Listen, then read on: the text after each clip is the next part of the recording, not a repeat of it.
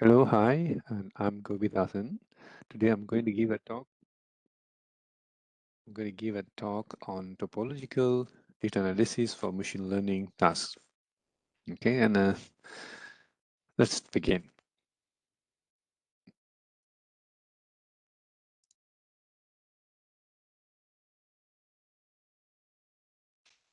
Okay, so this talk has three parts. The first part of this talk, I would explain about shape descriptors, shape analysis, which we can extract from data, and then we use it for machine learning. Okay, so the theme of this part would be data has shapes, shape has meaning. In fact, this is the theme for topological data analysis. Okay, then the second part would involve topological data analysis, its introduction. The machinery of topological data analysis is twofold. The first one would be map algorithm, and the second would be persistent homology. And then finally, I will explain a little on the extension of persistent homology, which is called multi-parameter persistent homology.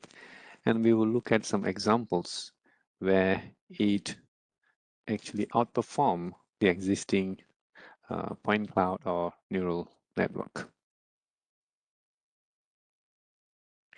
Okay, this is a standard data science life cycle.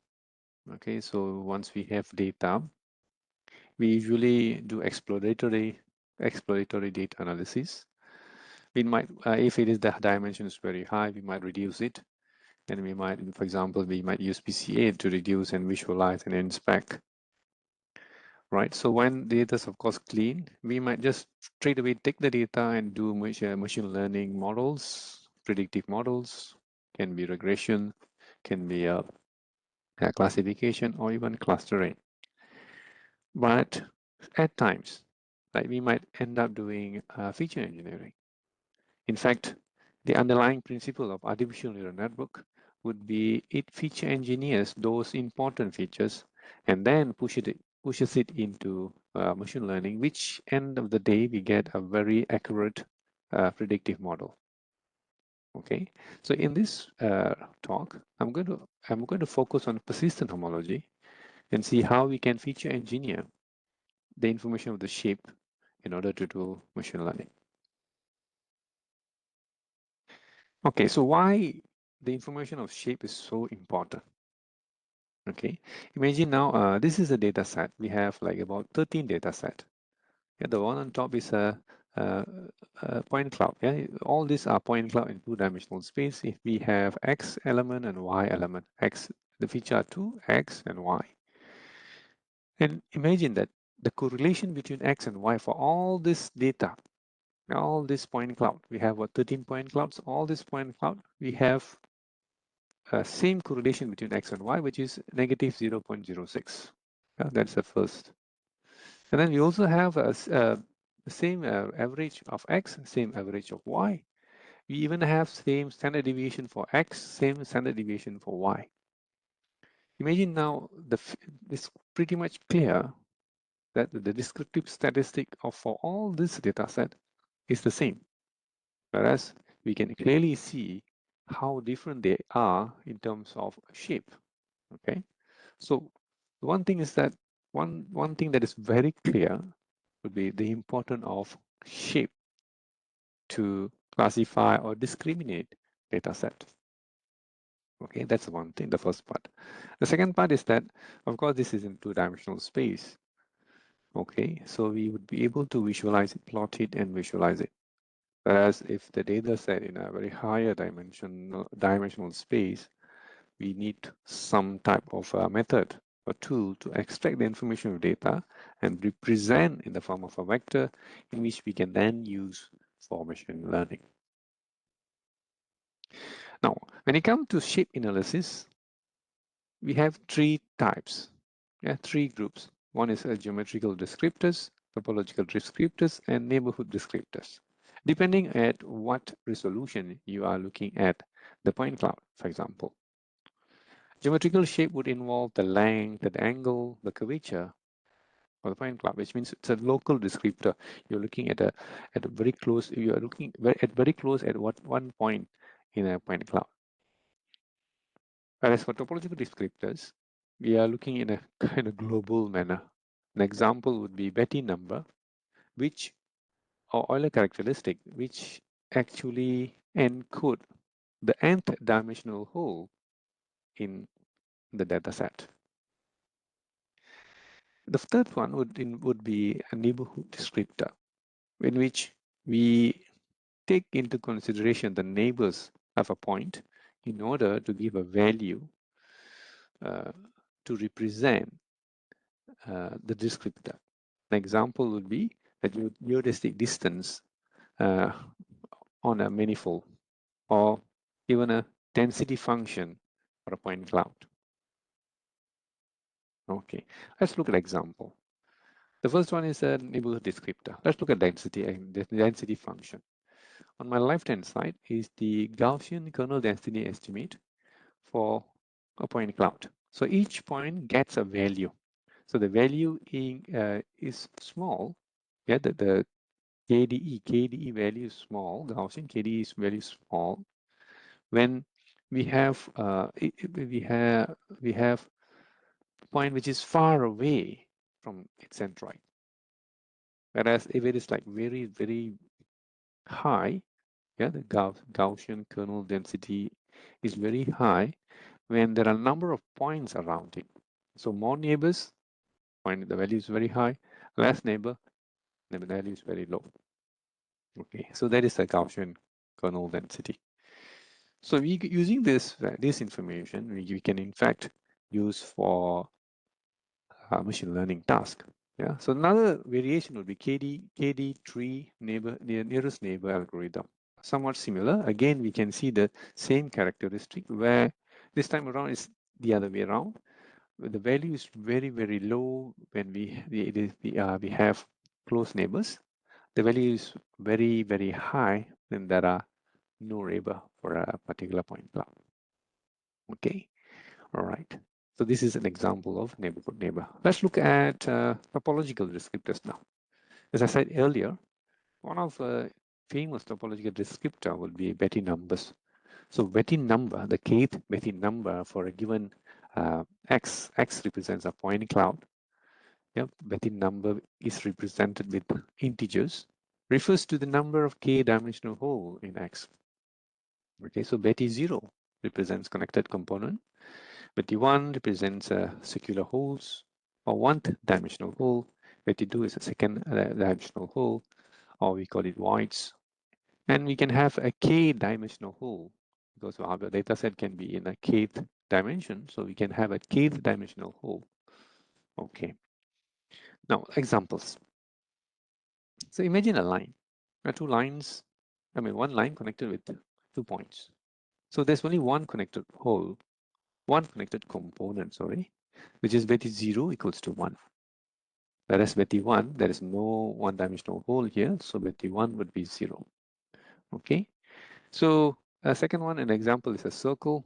So we have one connected component, Betti 0 is 1, and then we have one circle, of course, Betti 1 is 1. For annulus, the same character compared to circle. We have Betti 0 is 1, Betti 1 is 1 as well. For 3 disk, yeah, we have 3 disk here, below here, colored, filled with gray. You can see Betti 0 is 3. Why? We have 3 connected components, whereas all the disk has no holes. So Betti 1 is 0. All right. So we can also do for graphs, do for mathematical objects, for example, torus, and so on and so forth. Okay. And then the alternating sum. The alternating sum of a Betti number, okay, alternating sum of Betti number would be Euler characteristic. Okay, so let's assume, okay, first of all, let me define simplicial complex. A simplicial complex is a shape made from points, lines, and triangles, and etc. glued together properly. Example, just now we saw a graph. Graph is actually one-dimensional simplicial complex. So imagine you have a collection of points in n dimensional. You're going to join them with lines and points, and we're going to make triangles, tetrahedron, and so on and so forth. Okay, so this is an example of a simplicial complex. In this simplicial complex, we can, of course, compute Betti numbers. So for example, Betti 0, how many connected components are there? So one connected component, we can see one here, and then one point here represents the second connected component. Finally, the third one below represents the third connected component. So we have actually 3 sub-simplicius. Okay, so Betti 0 equals to 3, and then we move to Betti 1. Betti 1, we can clearly see there's only one hole here. The big hole is yet to form. Okay, so we have one hole here. So Betti 1 is, of course, 1. And Betti 2, this is in two-dimensional space. We don't have any voids. So no two-dimensional hole. So Betti 2 obviously is 0. So when you do the alternating sum of Betti numbers, you get the Euler characteristic, okay, which is 2. Okay, this is a simple example of how we can extract topological descriptors from a point cloud. Let's move on. So now introduction of topological data analysis. So as I said, the theme of topological data analysis itself would be data has shape, shape has meaning. So we are going to extract the shape information, specifically Betti numbers and all the characteristics from point clouds or graph or anything for that matter for machine learning. The motivation for TDA, of course, we would be looking at different scale. In fact, we will be looking at a very, very fine resolution until the whole picture, right? So we are going to look at a different scale. And this entity, which is the invariants, Euler characteristics, Betti numbers, are very much resistant to noise and missing data. And then as you can see, it is also invariant under deformation. A slight deformation, you would still get the same Betti number of Euler characteristic. Okay, so for topological data analysis, there are actually two distinct methods in which we can use for data science. The first one is mapper algorithm, which is on my left-hand side. And then the second would be persistent homology. So in this talk, I'm going to concentrate on persistent homology. But before that, let me just explain a little on mapper algorithm. Okay, imagine that you have a point cloud. You have a point cloud. Here on top, you can see a point cloud, which I represent with X. This point cloud in two-dimensional space, but we can have in any dimensional space. So this point cloud we have in a two-dimensional space. And if I push it into mapper algorithm, I get a nice graph. This graph basically encodes the topological structure of the point cloud. Imagine now you have a point cloud in a 10-dimensional space. You would not be able to visualize and inspect, right? So if you can always push it into map algorithm and get the topology structure and investigate the loops and flash, which would represent the characteristic of the point cloud. Okay, that's the first part. Whereas for today's talk, I'm going to concentrate on persistent homology. For persistent homology, similarly, we are going to take the point cloud. We're going to push it into the persistent homologies machinery, and we will get a two-dimensional space data, a two-dimensional space plot, actually. And this is the plot is called persistence diagram. So since it's two-dimensional space, the X represents birth and Y represents the death. So basically the birth of topological structure and the depth of the topological structure as we move from fine resolution to the overall picture of the point cloud. So as you can see here, just to give a teaser a little, the 2 points here, which is far away the diagonal point, represents the hole. So the big holes that you can see clearly in the point cloud. The bigger one is the furthest from the diagonal, and the second smaller one with this point here. Okay, so you can clearly see when we minus the birth and death, we get lifespan. The bigger the lifespan, the more prominent topological descriptor of the point cloud. Okay, so now you can clearly find many articles, many success story of persistent homology. if you do literature review in here. And of course, as I said earlier, two methodology. One is map algorithm, which can be used as an exploratory data analysis. And the second one would be persistent homology, which are going to use it as a feature engineering tool before we push it into machine learning. Okay, so there are only 3 steps to extract persistence diagram. So this is an example of a persistent homology with 1 parameter persistence. So 1 parameter simply means that we're going to use one value. We're going to increase the value. This value would represent the radius, ball radius on each point. And we're going to increase the ball radius, and we're going to now then inspect the birth and death of topological structures. Okay, the first part would be geometric realization.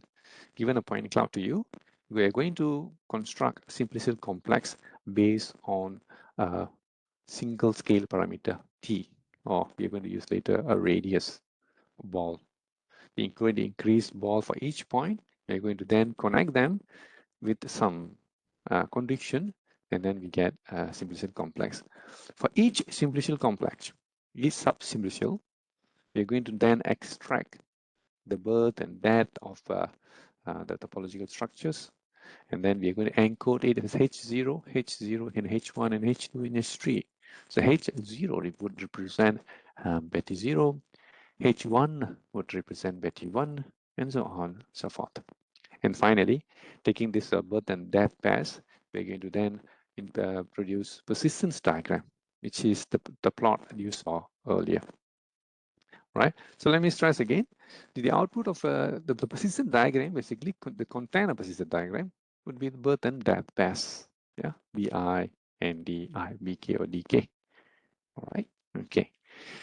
Now, the first part here, geometric realization to representation theory.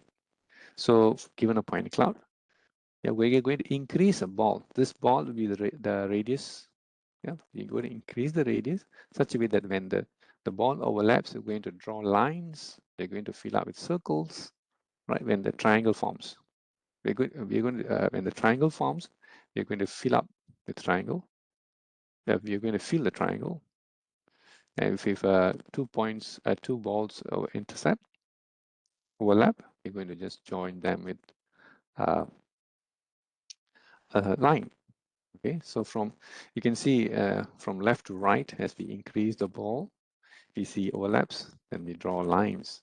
At here, at the third stage here, you can see the 3 lines are joined, and there's a small hole in between of these 3 balls, which represents the hole actually. So there's a birth of a hole which now encoded by this triangle. And on my right hand side, as we increase the ball, the hole has been closed, and then we can just fill up the triangle, stating that the ball there's no more hole. So at the third stage, the birth of the hole, and the fourth stage would be the death of the hole. So this is actually what persistence diagram encode. Okay, now let's see.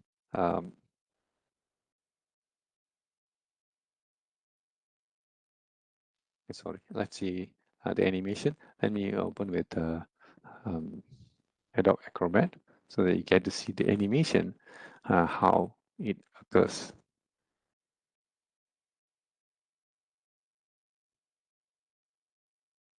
Okay, let's see. Let's go back to that slide. Okay, we are here now. All right, so we are increasing the size of the ball, as you can see. As the increment of the ball, we get lines and triangles and holes and etc. So on my right hand side, we can see the birth and death of topological structures. Okay. For example, here at about 0.9, we get the birth of the small hole. In fact, we have 2 holes. There's another hole here, right? So which encodes this point and then this point. As we increase, Well, we see the small hole has been closed, so the depth of the small hole at about 1 plus radius, but then the second hole still persists, and over about 1.4, second hole being closed, but we have already the birth of second hole as well, right? And then the second hole, the bigger one, persists over some time until we reach to about the radius 2.2, then that will be the depth of second hole. So the smaller ones, the points nearer to the diagonal line are small holes which appear and disappear quickly. Whereas the blue points here represents the connected component. As we increase the size of the ball, the points are getting lumped together and becoming one connected component. Okay, so this is actually the first machinery persistent homology using one parameter radius to obtain persistence diagram. Okay, so using persistent diagram, we would not be able to do machine learning directly. So it is, of course, machine learning wants vectors as an input to do a model. So taking persistent diagram, you would then vectorize it in a number of ways. An example of vector persistence vectorization would be persistent landscape. Okay, so this is persistent landscape. How to do this? We rotate the points to 45 degrees clockwise, and then for each point, with each birth and depth pair, we're going to draw a 10th function, a triangle, a 10th function, and then we are going to look at the layers. The first layer in blue in color would be the first vector, and then in orange would be the second vector, and then third in green would be the third vector. So taking this vector, we will then push into machine learning to do models. Right. Similarly, another example would be persistence image, another type of vector. So again, rotate 45 degrees. Once you rotate, for each point, you give a Gaussian distribution. Of course, you can control to what density you want to give. You give Gaussian distribution, and then you, of course, you break into grids, and then you color each pixel based on the value of the Gaussian distribution. Okay, so you get a nice image-like vector. This, for example, this vector is about 100 times 100. Then what we will do, we will flatten this vector, and then we will push it into machine learning models. Okay, so why it is so famous? Because the stability of persistent diagram itself. As you can see on my left-hand side, right, there is a slight noise. There are two graphs. One is in red in color, very smooth. So it has very little, it has one maximum, two maximum points and two minimum points, which being encoded with the red points on my right-hand side on persistent diagram. Whereas if you see the blue curve, which has many local maximum minimums, it is encoded with blue color as well in the persistent diagram. When we match them, we can see clearly that those prominent points, right, the mismatch, maximum min match is almost similar, right? So there's a clear relation between the distance between the persistent diagrams and also the distance between the point cloud itself. Okay, so this is called stability. All right. So Kuchen et al. Has proven that persistence diagram is stable under small noise. Okay, so that is why.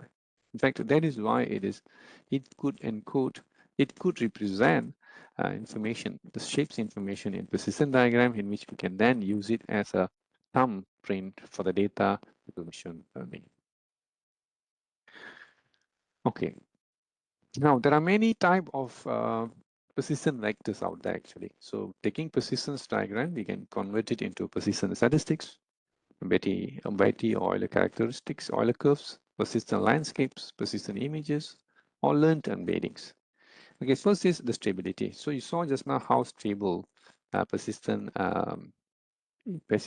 diagram can be, right? So once you convert it into persistent once you convert it, vectorize it, you lose a little bit of information, right? So we can compare them in the context of stability and expressiveness. Perfect expressiveness simply means so no two distinct shapes would map to the same vector. Okay, so if a shape, if a point cloud is very distinct, it has one persistent diagram, one unique persistent diagram, same like our thumbprint, right? So each person has a very unique thumbprint. So similarly, for each type of point cloud, will have a unique persistent diagram. In that, we call it as perfect expressiveness. Okay, so we can compare actually, right? Persistent image having medium to high stability and expressiveness also very high. In fact, we can also do learned embedding. We take in learned embedding, how we do it would be we take persistent diagram, of course persistent diagram with labels, we push it into artificial neural network, in which artificial neural network would create a vector for us, and then we use that vector to do machine learning, right? Models. So this vector, of course, stability wise, we would not be able to prove theoretically, but the expressiveness, yeah, the expressiveness is very, very high. Thus, you will be able to get a very high accurate model. Okay, this is yet another example. This time around, we would what we would do is that we can the example shows that we can actually do level set filtration, and level set filtration for in a x direction, in y direction, in z direction, and we can at each level we can extract the Euler characteristic value, the Euler characteristic number, and plot is so the x represents the resolution, and then y represents the Euler characteristics, and we can then put them together and get the vector. Okay, this vector again is very stable and also has a very high expressiveness. So again, the idea is that we use persistent homology, one parameter persistent homology, but this time around we do three directions filtration, and we extract the information of the point cloud. Can pH detect geometry or curvature? So far we have seen how persistent diagram could encode topology information accurately. Just recently in 2019 and 2022, Bubenik et al. And Turkish et al. Have proven that a collection of short lifespan detects geometrical information, specifically the curvature information of a point cloud, right? So here, short lifespan simply means is that the those points very close to the diagonal line it's not noise, rather a collection of them would be able to encode geometrical information, in which we will see later in a while. Okay, this is an example. Okay, the example of a point cloud. So we have topological features. We have for topological features we have about 5 labels: 0 hole, 1 hole, 2 hole, 4 hole, and 9 hole. Whereas for geometrical features, we have curved and sharp point cloud. Yeah, so for example, torus has a curved shape, whereas a pentagon has a sharp shape. So for geometrical features, we have just 2 labels. For topological features, we have 5 labels. So example, we can then push it in, and then we can compare with the various types of method. Yeah, so one standard way is just we take the data and push it in and do, for example, SVM. support vector machine to do classification.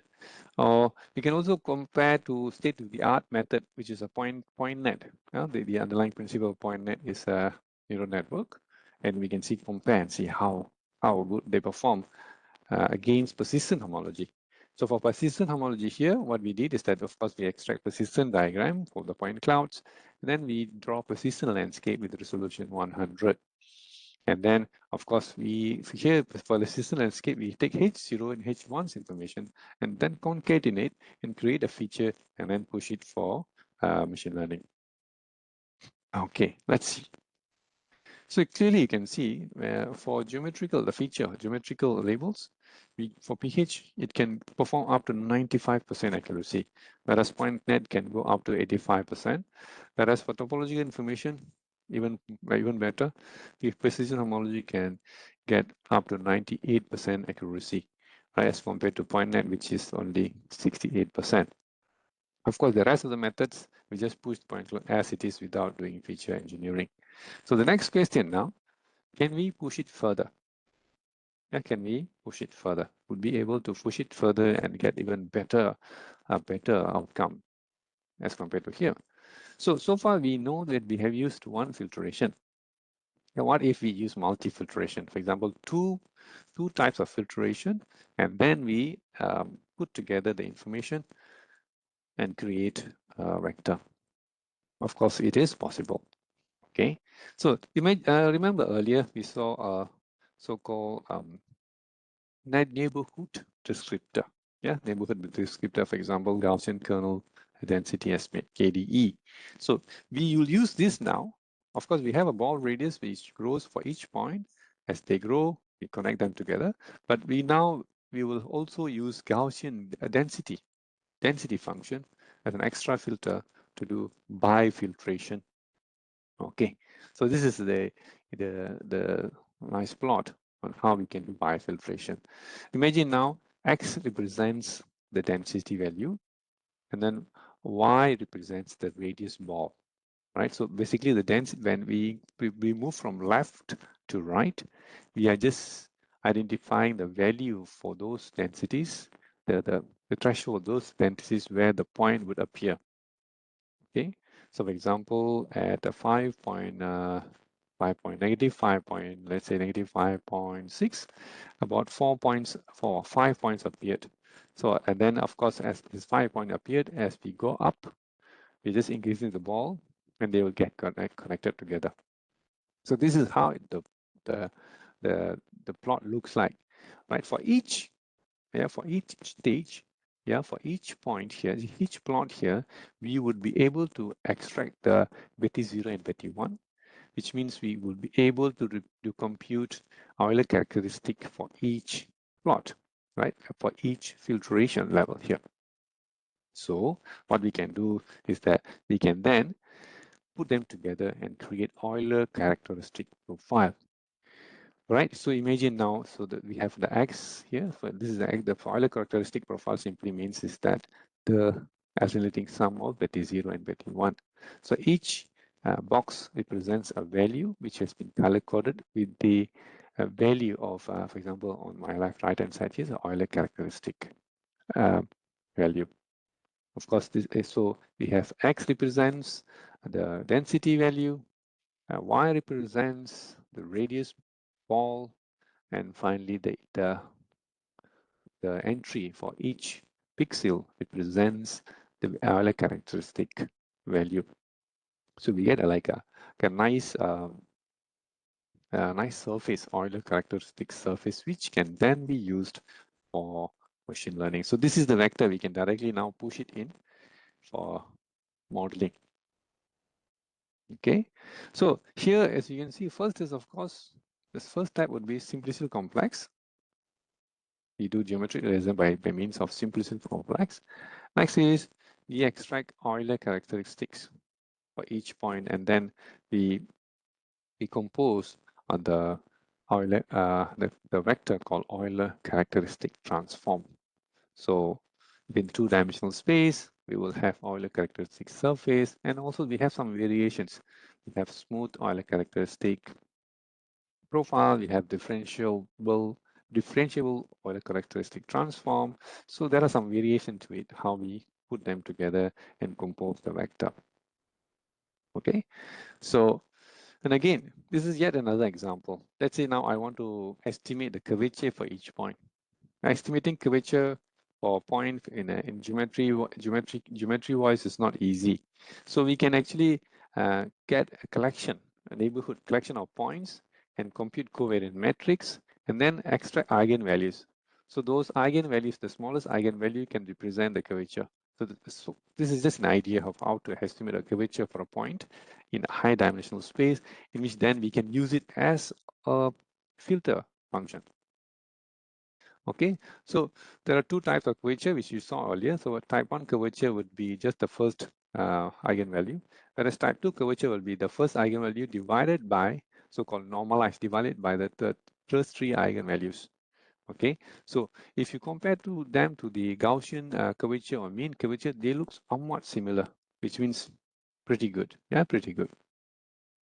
Okay, now using that, we would be able to do standard filtration. For example, my x values now, my x-axis represents radius of curvature type 2, whereas my y-axis represents the standard radius ball. So I can now do filtration and extract the Euler characteristic profile. Okay, now let's compare. Now, Bumenik and Turkis, when they stated that they found out that the curvature can be extracted from persistence diagram, they did an experiment. They have about -2 until 2 curvature point cloud. Yeah, so the labels are the value of the curvature: -2, -1, -0.1, 0, 1.0, 0.1, 1.0, and 2.0. So these are curvature values for a known mathematical objects, which is in the form of a point cloud. Yeah. So for example, for 0, it's just a disk, a flat disk. For the negative values are basically the saddle shape, and the positive values, yeah, these are all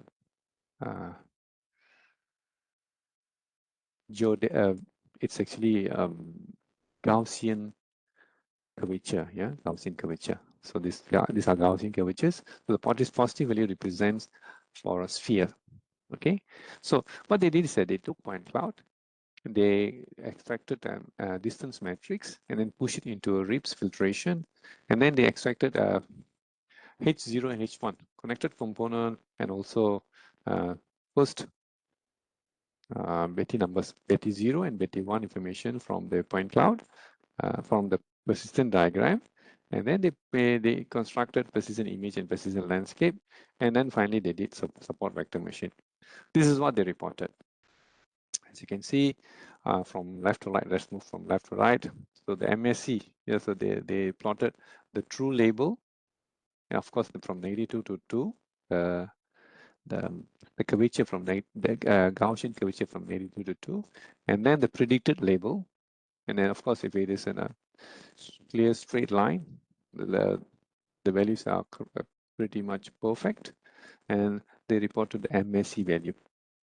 So for MSC, if they use just connected component information from persistent diagram, you get up to 0.06. In fact, that's the best one. If you use, for example, one H0, H1, which is the whole information of whole from persistent diagram, you get MSC from up to 0.33. Whereas if you do neural network, yeah, the last two here, neural network, you get MSC 1.3, MSC 0.93. See, the best one here would be the information of connected component versus persistent diagram, which is now it's written here as a 0 dim pH, goes up to 0.06. Now let's try to beat this. Let's try to beat this in the sense that we want to get even lesser MSC, mean square error. So how to do it? Now, we're going to use bifiltration. We're going to use co-density. We're going to use radius of curvature type 1 and type 2, which we extracted from PCA, which is the first eigenvectors. Yeah, first eigenvalue, sorry. And then we're going to construct a simple set complex. And then we are going to compute Euler Characteristic Transform. Using this Euler Characteristic Transform, we are going to push into support vector machine, also XGBoost, and see to what extent we can get MSE. See, now previously we saw it the best MSE was 0.06. Now we can push the MSE up to 0.008 if we use bifiltration. Yeah, so we have now like the R value goes up to 0.99. Yeah, similarly for XGBoost as well. So it goes to 0.0087 and the R square of 0.99. So we can see that how we have successfully increased the accuracy of the model by using bifiltration. Okay, so the summary of this talk would be, right, so of course persistent homology is very, very flexible, right, very, very flexible, in which you can, the input can be images, the input can be graphs, the input can be point cloud. As long as you can extract some sort of distance information, you can take it and represent it in the form of persistence diagram. Of course, taking this persistence diagram, you can use single parameter. You can use single parameter to get persistence diagram. You can get multi-parameter persistence diagram, or you can even take a directional level set for filtration, right? Or even you can get learned embeddings. So the way you represent it, up to you. And then if you want to theoretically prove, of course, you go after stability. If you want a very accurate, high accurate model, then you would go after expressiveness. Okay, so it depends to what exactly is your target. So based on that, you construct a persistence diagram, you construct your vectors, and then you push it into machine learning for obtaining your model. Okay, so the key takeaway would be PH can work efficiently with, of course, we know deep learning. Anytime deep learning, we can just extract the features, the information of shape information in the form of persistence diagram, and the represent vector, and then push it into ANN to get a better result. Okay. So with that, I would like to thank everyone for listening, and a special thanks to Prof. Prokodi and also Prof. Ramya for inviting me to give a keynote for this event. And thank you very much. And if you have any questions, you can always ask me now, or can always email me here, kubidasan@usm.my, and I would be able to answer your questions. Thank you.